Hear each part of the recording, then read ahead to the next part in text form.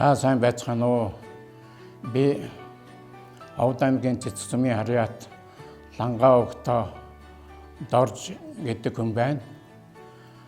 Би Туулгын хөвөнд байрсаж байсан намын дээд сургууль гэж байсан.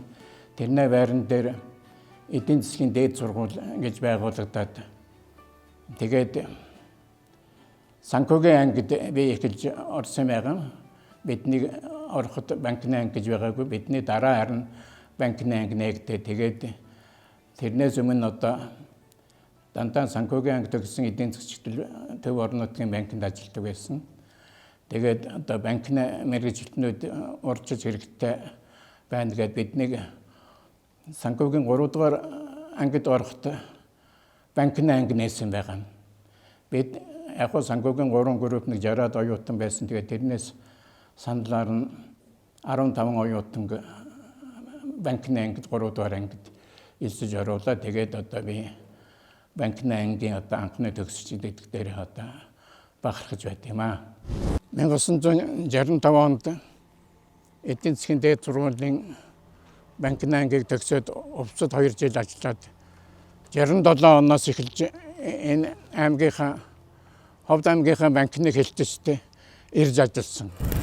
Эдийн засгч, ахлах эдийн засгч, банкны онтоор гэж байсан. Тэгтээ банкны онторын орлого дарга, онторын дарга тэгээд салбарын захирал дээр ажиллаж байгаад 2004 онд 61 наснда одоо насныхын тэтгэврт гараад өдий хөтөл одоо инктон амьдарч байгаадаа банкныхаа одоо хайр хиш гэж бодож явд юм аа. Намайг одоо увсаас одоо сэлжиж ирэхэд энд нэг дан ганц барилга тийм байсан. Тэгээд энд ер нь юутай хэлцийн дарга нэг мохрын өрөөнд тэгээд өөдөн дээр нь 3-4 эдийн засгч байцаагч нар суудаг.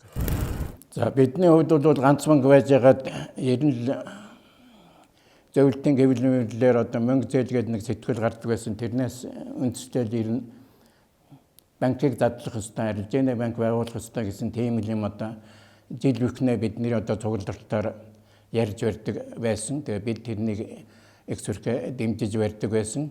Тэгээд манай Ховд аймагт одоо Монголын хөдөө аж ахуйн банк тэр үед одоо Америкийн мэргэжилтэн Петер Мороу гэж байсан. Тэр хүн манай Ховд аймагт одоо 2 удаа ирж бидэнтэй уулзаад тэгэл одоо анхны хөдөө аж ахуйн банкны салбарыг Ховд аймагт одоо нээсэн байна. Тэгээд санхүүгийн 3 группээс Дэкан энтер элсэлд санал аваад тэгэл банкны анги өгдөө хичээлд орсон чинь Ховдын 7-8 орчдөг. Санхүүгийн ангид ганцхан нөхөр үлдлээ манай аймгаас. Тэгээд яг одоо бид тэгэл одоо бүгд л одоо аймгийн банкуд л одоо ажиллаж байлаа. Одоо би увсад хуваарлж өдрийн ижилээр л одоо бүгд л одоо бүх аймагуд л баялагын мэлгээс өксүүлэл эдийн засгаар одоо дамжигдаж байлаа. 2015 онд банкныхаа талаар нэг ном бичээд 16 онд ахуй амьдралын талаар нэг ном бичээд тэгээд тэр ном бичсэн юугаан тэр Батчулан ах багшаараа би редактор хийлгсэн байгаа. Тэгээд тэрнийг миний амьдралыг сүрхэ мэддэг учраас тэр ахмад санхүүжилтийн нэг ном гаргахад тэр Батчулан ах маань одоо 3% санхүүжилт гэдэг нэрээр найруулга бичсэн байгаа. Тэгэхээр би одоо 3% санхүүжилтээр л одоо яваам л да. Тэгээ манай хүүхдүүд одоо аавынхаа мэргэжлийг үе залгамжлал бүгд одоо санхүү эдийн засгийн мэргэжилтэй.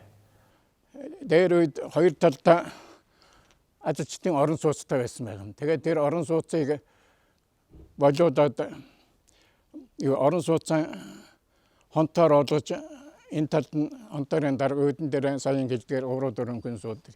Энэ талдаа одоо баахан одоо 2 өрөөнд нь эдийн засгч байцаагч гэсэн ийм улсууд одоо суудаг. Доороо нэг заалтаа нэгтлэн ботор хаас үнэхээс үлгээд.